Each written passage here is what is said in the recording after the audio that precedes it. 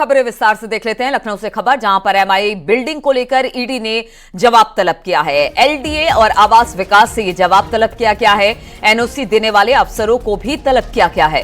Retreat centre का licence देने पर तलब किया गया है। तहसील के अफसरों को भी तलब किया गया है। तो बड़ी खबर इस वक्त हम आपको बता रहे हैं, जो एमआई बिल्डर है उसको लेकर ईडी ने जवाब तलब किया है। बातचीत करने के लिए ऋषभ मणि हमारे साथ जुड़ रहे हैं। ऋषभ, पूरी खबर क्या है, जरा विस्तार से बताइए। देखिए, लखनऊ के एक प्रमुख बिल्डर एमआई बिल्डर्स हैं, जिसके मालिक कादिर अली हैं। उनकी कई एजेंसियों से जांच चल रही है और ईडी भी उनकी मनी लॉन्ड्रिंग के मामले में जांच कर रहा है, उनके एक प्रोजेक्ट को लेकर के। अब एमआई बिल्डर्स के प्रोजेक्ट रिट्रीट को एनओसी और लाइसेंस देने वाली जो संस्थाएं हैं, आवास विकास और एलडीए से ईडी ने जवाब तलब किया है। ईडी ने दोनों विभागों से इस प्रोजेक्ट को इजाजत देने वाले अफसरों के नाम बताने को कहा है। राजधानी लखनऊ के अर्जुनगंज में एमआई बिल्डर्स की टाउनशिप करीब करीब बन चुकी है, उसमें तमाम लोग रह भी रहे हैं।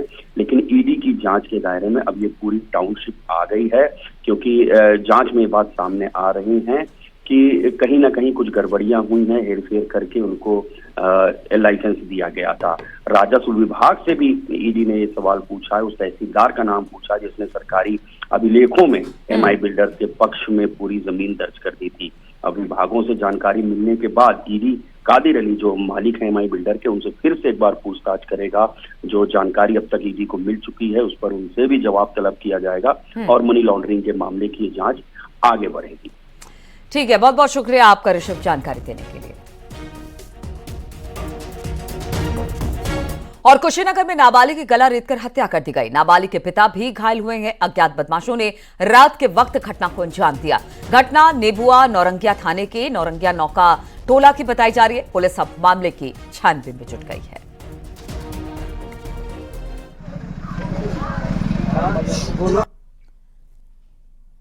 लखनऊ से खबर है, जहां पर गैंगरेप पीड़िता ने बच्ची को जन्म दिया है। पिता का पता लगाने के लिए डीएनए टेस्ट किया जाएगा। 4 लोगों का डीएनए टेस्ट करा रही है इस वक्त पुलिस। 2023 में ठाकुरगंज इलाके में इस गैंगरेप की घटना को अंजाम दिया गया था। सीतापुर में 2 बार बेची गई थी पीड़िता। 18 अक्टूबर को पीड़िता ने बच्ची को जन्म दिया। अब 4 ऐसे लोग हैं जिनका डीएनए टेस्ट करवाया जाएगा, जिससे कि इस बच्चे की पिता का पता चल सके।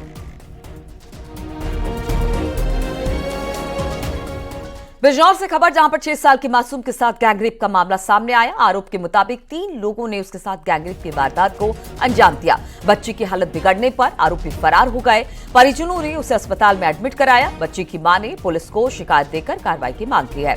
इसके बाद पुलिस ने कार्रवाई करते हुए 2 आरोपियों को गिरफ्तार किया। रेप से मामला अलग अलग संप्रदाय की होने की वजह से हिंदू संगठनों में काफी नाराजगी भी देखी जा रही है। ये थाना कोतवाली देहात क्षेत्र में कल दिनांक 7/11/2024 को सायं लगभग 5 बजे एक नाबालिग लड़की अपनी मां के साथ पशु चराने गई थी, जहां पर 3 लड़कों द्वारा उसके साथ यौन उत्पीड़न की घटना कारित की गई थी। इस संबंध में पीड़िता की मां की तहरीर पर तत्काल थाना कोतवाली देहात पर सुसंगत धाराओं में अभियुक्त पंजीकृत कर इसकी विवेचनात्मक कार्रवाई प्रारंभ की गई। घटनास्थल का उच्चाधिकारीगणों द्वारा भी निरीक्षण किया गया। विवेचना से इसमें 3 अभियुक्तों का नाम प्रकाश में आया। जुनैद सनाप अबरार निवासी कुरैशियान, थाना कोतवाली देहात। दूसरा विशाल सनाप अंजार निवासी रहमतुल्लाह कॉलोनी, थाना कोतवाली देहात। व एक बाल अपचारी को कल ही पुलिस अपेक्षा में लेकर आज माननीय जुवेनाइल कोर्ट के समक्ष उसे पेश किया गया। और अब प्रदेश भर में मदरसों की जांच तेज हो गई है। गैर मान्यता प्राप्त मदरसों की जांच में तेजी लाई गई है। 4000 से ज्यादा गैर मान्यता प्राप्त मदरसे इस वक्त मौजूद हैं प्रदेश में। गोंडा में 19 गैर मान्यता प्राप्त मदरसे हैं, जबकि 286 मकतब में एटीएस टीम के निशाने पर है। गोंडा के कुछ इलाकों में एटीएस अब इस पूरे मामले की जांच करने वाली है। तो जो गैर मान्यता प्राप्त जो मदरसे हैं, अब उसको लेकर जांच तेज कर दी गई है। कहां पर ये मदरसे, इसकी जांच की जा रही है कि किस तरह से इसे चलाया जा रहा है। गोंडा में 19 गैर मान्यता प्राप्त मदरसे, 286 मकतब भी एटीएस टीम के निशाने पर है। गोंडा के कुछ इलाकों में एटीएस अब इसकी जांच पड़ताल में जुटी हुई है। तो बड़ी खबर हम आपको बता रहे हैं, गैर कानूनी तरीके से या बिना मान्यता प्राप्त मदरसे जो कि चलाए जा रहे हैं, अब उनको चिन्हित करने का काम तेज कर दिया गया है। गैर मान्यता प्राप्त मदरसों की जांच जारी है। 4000 से ज्यादा गैर मान्यता प्राप्त मदरसे इस वक्त पूरे प्रदेश में बताए जा रहे हैं। गोंडा में 19 और गैर मान्यता प्राप्त मदरसे 286 मकतब भी एटीएस टीम के निशाने पर हैं। गोंडा के कुछ इलाकों में एटीएस इस वक्त जांच पड़ताल में जुटी हुई है। बातचीत करने के लिए देवमणि हमारे साथ फोन लाइन पर जुड़ गए हैं। देव, कहां पर ये गैर मान्यता प्राप्त मदरसे चलाए जा रहे हैं जो कि एटीएस के निशाने पर हैं, और कितनी इनकी संख्या होगी?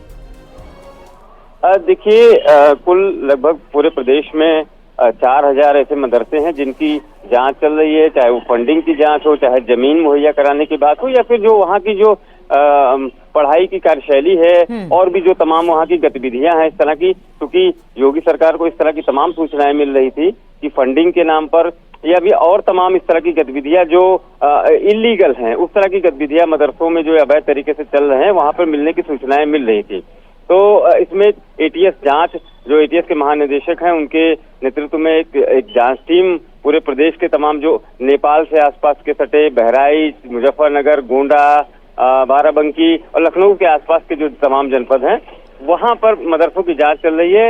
लगभग 4000 ऐसे मदरसे हैं जिनकी जांच चल रही है। इसी क्रम में गोंडा के 19 अवैध तरीके से चलाए जा रहे हैं मदरसे और 186 मकतब जहां पर फंडिंग तो नहीं है, क्योंकि कोई ऐड सरकारी नहीं मिल रहा है, लेकिन उनपे विदेशी फंडिंग के आरोप लग रहे हैं। नेपाल के रास्ते वहां पर पैसा पहुंचाने की बात की जा रही है। तो इस तरह तरीके से एटीएस ने 3 दिनों से यहाँ डेरा डाल रखा है। कल धानेपुर इलाके के श्रीनगर और आसपास के 4-5 विद्यालयों में एटीएस टीम ने पूछताछ की, कुछ लोगों को हिरासत में लिया और उनसे फंडिंग को लेकर तमाम जांच पड़ताल की है, उनसे पूछताछ की है। आज चौथे दिन भी एटीएस की टीम लगातार यहाँ पर जांच करेगी और किन विद्यालयों में जाएगी इसकी जानकारी अब तक नहीं हो पाई है, क्योंकि जनपद में 19 ऐसे विद्यालय हैं जहां पर जांच की बात की जा रही है। ठीक है देवमणि, बहुत बहुत शुक्रिया आपका जानकारी देने के लिए। और बरेली में एक हिस्ट्री शीटर के अपहरण के बाद हत्या का मामला सामने आया। मामला थाना फरीदपुर इलाके के नवादा बिलसंडी गांव का है। बताया जा रहा है कि हिस्ट्री शीटर बबलू और गांव के ही ओमेंद्र सिंह और उसके परिजनों से पुरानी जमीन रंजिश की थी। हाल ही में मृतक बबलू ने रंजिश को खत्म करने के लिए एक पंचायत बुलाई, लेकिन ये बेनतीजा साबित हुई। ओमेंद्र और उसके साथियों पर परिजनों ने हत्या का आरोप लगाया है और पुलिस अब इस पूरे मामले की जांच पड़ताल में जुट गई है। ओमेंद्र सिंह ने मारे हैं खेत पीछे। क्या वजह रही, किस तरह से मारा? उन्हें लाठी डंडा से खूब मारे हैं। उसके बाद गाड़ी चढ़ाई गई और गाड़ी से मुंह पिछला करते हैं और शरीर तोड़ जाते। अच्छा, रहने वाले कहाँ के हैं आप? नवादा दिल्ली। मतलब क्या मामला क्या था, किस वजह से मारा? मामला ये है, उसने खेत लिया आधो। हाँ, आधो बबलू को रही हो, जब जेल से छुट के आए तो उन्हें कही ऐसा साहब हमारे खेत छाड़ो, तो उसने खेत नहीं छाड़ेंगे, आप तुम्हारे मार। अच्छा, तो उन्हें मार क्यों रहता है, पंचायत जोड़ी, तो पंचायत ने कही भाई उसको खेत छाड़ो, उसको पैसा दे, पैसा रही है। तो उन्हें कही हम किसी नहीं माने, तो उन्हें रात पकड़ के मारता है। हरदोई पुलिस ने क्राइम कंट्रोल के लिए नया तरीका अपनाया है। हिस्ट्री शूटरों को हर दिन थाने के व्हाट्सएप ग्रुप पर लाइव लोकेशन भेजनी होगी। इसके लिए बाकायदा ग्रुप बनाकर हिस्ट्री शूटरों को ऐड किया जाएगा। ग्रुप में हिस्ट्री शूटरों को रात में लाइव लोकेशन देनी होगी। लोकेशन ना देने वालों के खिलाफ कार्रवाई की जाएगी। पुलिस का कहना है कि इससे क्राइम कंट्रोल होगा, साथ ही हिस्ट्री शूटरों की मॉनिटरिंग भी की जा सकेगी। पिहानी कोतवाली प्रभारी ने इस पहल की शुरुआत की है। थाने में हिस्ट्री शीटरों को बुलाकर अपराध न करने की शपथ भी दिलाई गई। सभी हिस्ट्री शीटर हर महीने थाने में आकर हाजिरी भी लगाएंगे। पिहानी में थानेदार की पोस्ट पर तैनात ट्रेनी सीओ की इस पहल की सभी ओर सराहना हो रही है।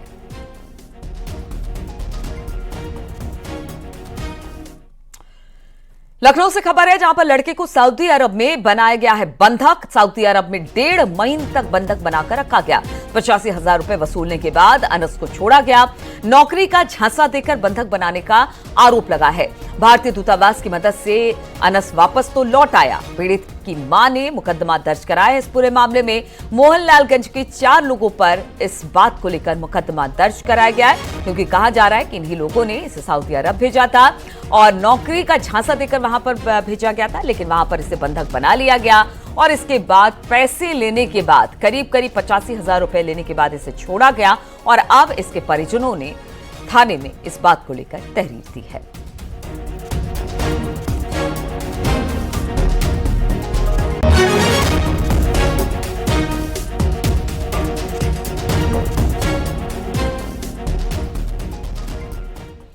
फिरोजाबाद से खबर, जहां पर भीषण सड़क हादसे में 5 लोगों की मौत हो गई है, 17 लोग घायल हुए हैं। यहां पर टूरिस्ट बस एक्सप्रेसवे पर डंपर से टकरा गई। ये लोग मुंडन संस्कार से घर वापस लौट रहे थे। सभी घायलों को शिकोहाबाद अस्पताल में एडमिट करा दिया गया है। घायलों में 4 की हालत इस वक्त गंभीर है।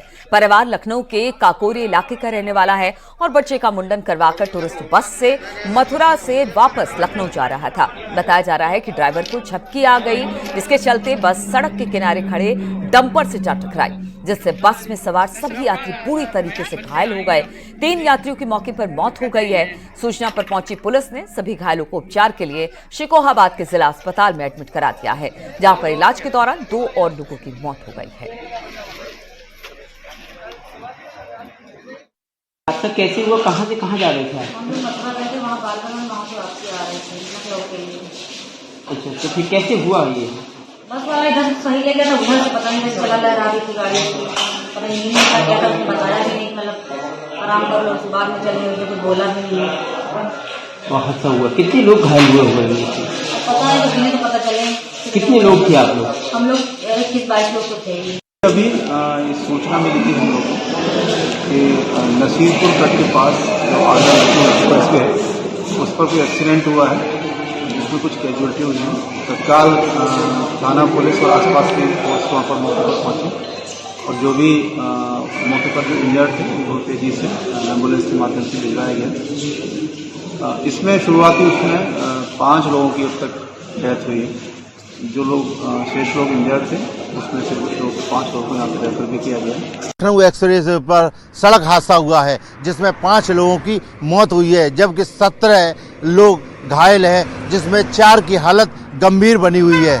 इस एक्सप्रेस हाईवे की अगर बात करें तो यहाँ प्रतिदिन एक्सीडेंट होते रहते हैं और 24 घंटे से कम समय पहले एक सड़क हादसा हुआ था, जिसमें 3 लोगों की मौत हुई थी और आज जो हादसा हुआ है उसमें 5 लोगों की मौत हुई है। ये लोग मथुरा से लखनऊ जा रहे थे।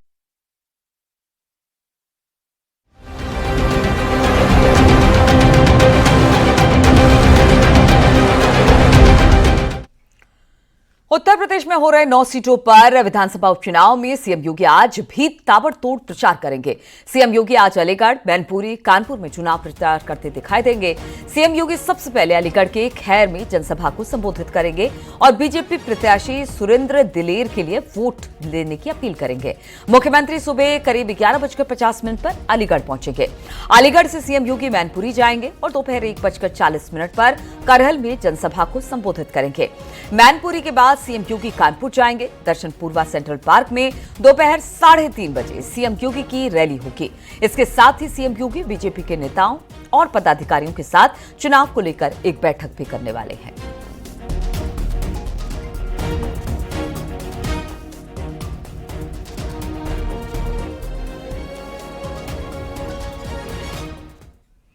और वक्फ बिल पर जेपीसी की बैठक होने वाली है। आज गुवाहाटी में यह बैठक होगी।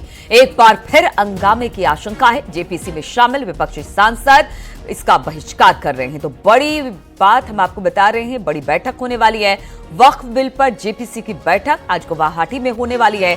एक बार फिर हंगामे की आशंका, क्योंकि जब पहली बैठक हुई थी उसमें भी काफी ज्यादा हंगामा हुआ था, शोर शराबा हुआ था और बैठक को उसके बाद वहां से खारिज कर दिया गया था। लेकिन अब एक बार फिर से बैठक, जेपीसी में शामिल विपक्षी सांसद इसका बहिष्कार कर रहे हैं।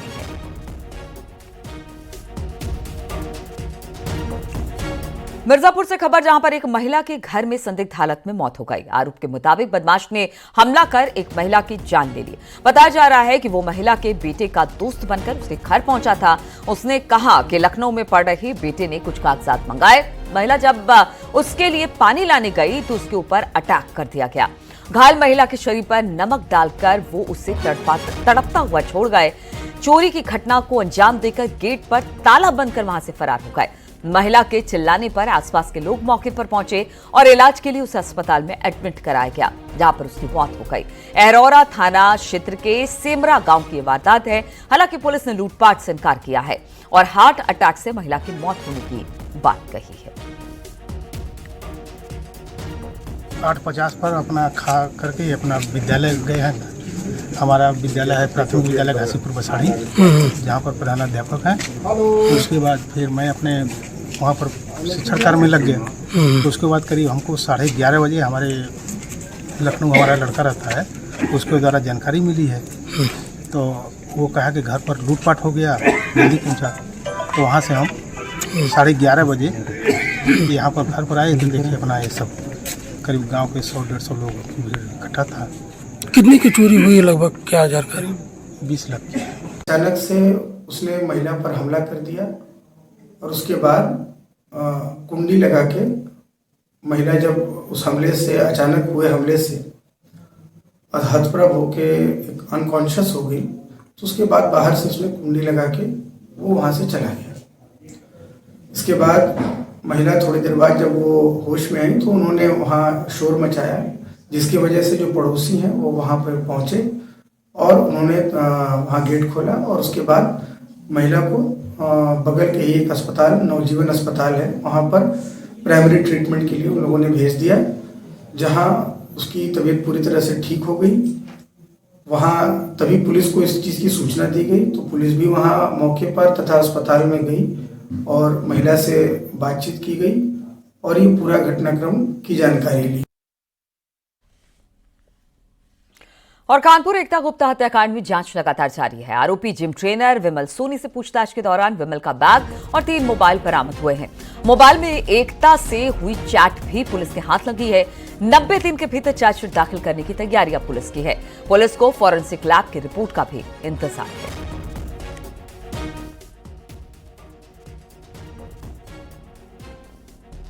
बातचीत करने के लिए अमित गंजू हमारे साथ जुड़ गए हैं। अमित, इस बारे में क्या जानकारी मिल रही है, क्योंकि अब जल्द चार्जशीट तैयार करने के लिए पुलिस कोशिश कर रही है कि जल्द से जल्द चार्जशीट तैयार कर लिया जाए, लेकिन अभी भी कहते हैं कि कुछ रिपोर्ट्स आने का इंतजार किया जा रहा है। कौन कौन वो रिपोर्ट है जिसके बाद चार्जशीट फाइनल तौर से फाइल कर दी जाएगी? देखिए नीलू जी, मैं आपको बताना चाहूंगा, ये बड़ा दिल दहलाने वाला एक मामला कानपुर में हुआ था। उसे हाई प्रोफाइल की श्रेणी माना जा रहा है, क्योंकि एक जिम ट्रेनर द्वारा एक व्यापारी की पत्नी का पहले अपहरण करना और उसके बाद जिलाधिकारी कंपाउंड से सटे हुए इस कैंपस में इसको गाड़ना, जिसके बाद ये मामले ने तूल पकड़ा और धीरे धीरे करते जांच का परत खुलती चली गई और चीजें सामने आई। अब जब 48 घंटे की पुलिस कस्टडी रिमांड पे लिया गया तो तमाम चीजें उभर कर सामने आई, सवाल पूछे गए और उसके बाद उसके पास से बरामदगी में एक बैग बरामद हुआ, जिस बैग में उसके टी शर्ट, उसके लोअर, उसके 3 मोबाइल, जो उसने बैराज में, जो हमारे सूत्र बताते हैं बैराज यानी कानपुर के उस घटना स्थल से 28 किलोमीटर दूर बैराज के पास एक जगह गाड़ दिया था। यानी उसके जहन में कितना प्लान्ड वे में काम चल रहा था। और इन 3 मोबाइल्स को जब चार्ज करके देखा गया तो इसमें तमाम महिलाओं के साथ चैटिंग सामने आई है, जो हमारे सूत्र बताते हैं। मगर एकता गुप्ता के साथ भी एक चैटिंग सामने आई है। वो कुछ ऐसी चैटिंग थी जो पुलिस डिस्क्लोज नहीं करना चाह रही थी, क्योंकि उनकी जांच का विषय। इन सबके बीच अब 90 दिन में जब चार्जशीट दाखिल होनी है, उसको लेके भी पुलिस अब कमर कस रही, क्योंकि पुलिस के पास सबसे बड़े 3 सवाल है। क्या अकेला आदमी 5 फुट बाई 7 फुट का और 5 फुट गहरा गड्ढा खोद सकता है 40 मिनट में? दूसरा बड़ा सवाल, अकेला व्यक्ति एक लाश को लेकर 50 मिनट तक शहर के वीवीआईपी इलाकों में निकल रहा है, उसकी क्या कोई मददगार तो नहीं? तीसरा, सीसीटीवी कैमरे जो लगे थे कंपाउंड में, डीएम कंपाउंड, वो काम क्यों नहीं कर रहे थे? ग्रीन पार्क से निकलते वक्त लाइट का जाना इत्तेफाक था या कोई प्लान था? कैमरा के खराब हो जाना, ग्रीन पार्क जैसे पार्क में कैमरे का उस दौरान खराब हो जाना सबसे बड़ा सवाल। इन सब के ऊपर क्या जिस कैंपस से वो निकली और सुबह 4 बजे से लेकर 6 बजे तक उसको लगातार 9 मिस्ड कॉल्स दी गई। इन मिस्ड कॉल्स के साथ साथ किसी महिला का भी उस दौरान एक फोन आया, जो हमारे सोर्स से बता रहे हैं सुबह 4:30 किस महिला ने उठ के इसको प्रोवोक किया या इसको मोटिवेट किया कि ये उस जिम में जाए, क्योंकि 20 दिन से ये जिम नहीं जा रही थी। ऐसे तमाम सवाल हैं जिनसे परत उठना भी बाकी है। ठीक है अमित, बहुत बहुत शुक्रिया आपका जानकारी देने के लिए।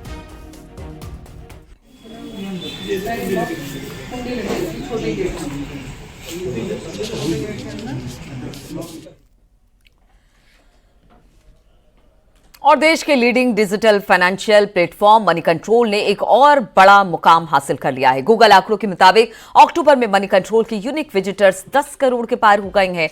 Global digital measurement agency Comscore के मुताबिक मनी कंट्रोल सितंबर में अपने प्रतिद्वंदी इकोनॉमिक्स टाइम के मुकाबले 31% बढ़ा है। मनी कंट्रोल के पेज व्यूज भी ईटी के मुकाबले 40% ज्यादा है। कॉमस्कोर के आंकड़ों से यह पता चलता है कि मनी कंट्रोल में लोग किसी दूसरे प्लेटफॉर्म के मुकाबले कहीं ज्यादा टाइम स्पेंड करते हैं। सितंबर में 407.48 मिलियन मिनट स्पेंड के साथ मनी कंट्रोल सबसे आगे है। Premium service platform money control pro के भी अभी हाल ही में 10 लाख सब्सक्राइबर पार हुए हैं। मनी कंट्रोल आज देश का सबसे बड़ा डिजिटल न्यूज सब्सक्रिप्शन प्लेटफॉर्म तो है ही, साथ ही उसकी गिनती दुनिया के टॉप 15 डिजिटल प्लेटफॉर्म में होती है। मनी कंट्रोल ऐप का इस्तेमाल हर महीने करीब 70 लाख लोग कर रहे हैं और ये नंबर लगातार तेजी से आगे बढ़ रहा है। आपको बता दें कि मनी कंट्रोल नेटवर्क की टीम का हिस्सा है।